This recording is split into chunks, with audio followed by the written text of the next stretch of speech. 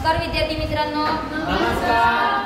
वक्तृत्व व व्यक्तिमत्व विकास प्रशिक्षण कार्यशाळा. मी प्रशिक्षणार्थी सागर सुनील चौधरी. मी तुमच्या समोर सावित्रीबाई फुले यांच्या जीवनावर 2 शब्द सांगणार आहे. शिक्षणाच्या स्वर्गाचे जिने उघडले दार, शिक्षणाच्या स्वर्गाचे जिने उघडले दार, ती सावित्री आज जगाची शिलेदार, आज जगाची शिलेदार. आज सावित्रीबाई फुले ह्या आपल्या देशाच्या पहिल्या महिला शिक्षिका होत्या. यांचा जन्म 3 जानेवारी 1831 मध्ये नायगाव येथे झाला. त्यांच्या आईचे नाव लक्ष्मीबाई आणि त्यांच्या वडिलांचे नाव खंडोजी नेवसे पाटील हे होते.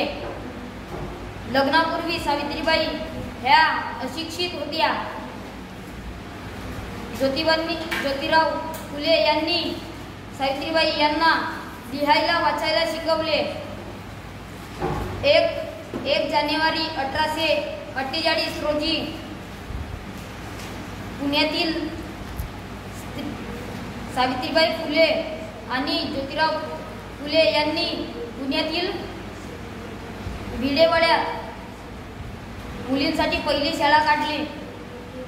मार्च 1897 रोजी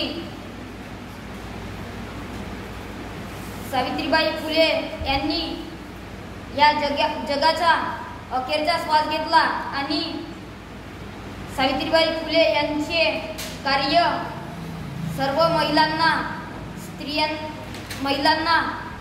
प्रेरणा देते.